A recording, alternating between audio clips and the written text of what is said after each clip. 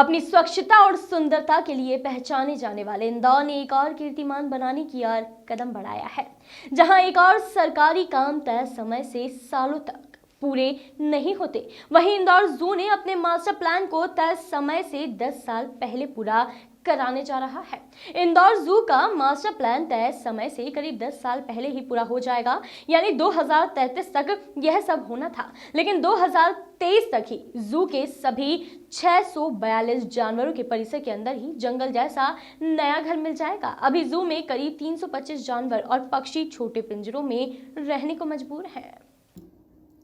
जानवरों को जू में ही जंगल जैसा माहौल देने के लिए 7 साल पहले केंद्रीय चिड़ियाघर प्राधिकरण के तहत में मास्टर प्लान मंजूर किया गया था। उसमें 20 साल में 33 करोड़ रुपए खर्च कर सारे जानवरों को बड़े एक्सप्लोरर यानी जंगल जैसा माहौल वाले बाड़े में शिफ्ट किया जाना था। सालों तक एक छोटे से कमरानुमा पिंजरे में जीवन गुजार देने वाले जू के कई जानवरों को इन 7 साल में बड़े एक्सप्लोरर मिल चुके हैं। जू के भीतर की कैदी बाग में बने बाड़ों में टाइगर, लॉयन, भालू, तेंदुआ और हाथी सहित 317 जानवर रह रहे हैं। वे न केवल आजादी के साथ जंगल जैसा वातावरण में विचरण कर रहे हैं, बल्कि कुंड में नहाने का भी लुत्फ उठाते हैं। जू के प्रभारी अधिकारी डॉक्टर उत्तम यादव का दावा है कि 2023 तक 100% मास्टर प्लान के अनुसार नजर आएगा जू और सभी प्रजाति के जानवर बड़े जंगल जैसे खुले एक्सप्लोरर में नजर आएंगे।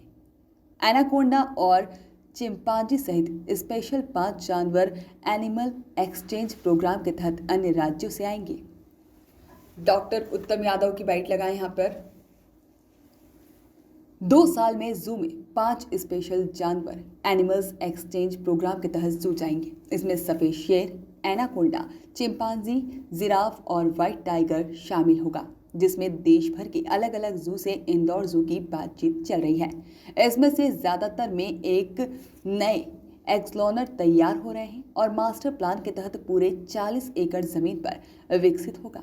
3 प्रजाति के जानवरों के लिए नए पिंजरे विकसित किए जाएंगे, जहां पर जू में फिलहाल 15 से ज्यादा प्रजातियों के 202 पक्षी और हिरण प्रजाति के नीलगायों सहित 125 जानवर छोटे पिंजरों में रह रहे हैं। लेकिन अगले 2 साल में इनके लिए जंगल जैसे बड़े बाड़े बनकर तैयार हो जाएंगे। जू में अब तक मास्टर प्लान के तहत नया भवन गेट बनाकर तैयार हो चुका है, जिसमें भीतर सड़क से लेकर उद्यान तक विकसित हुए हैं। यहाँ पर नया टिकट घर भी शुरू हो चुका है। बाहर आकर्षक फाउंटेन लगा हुआ है। जल्द ही नई पार्किंग भी बन जाएगी और नौलखा बस स्टैंड सामने शुक्ला नगर में पहले वाले हिस्से में भी यह नया होगा।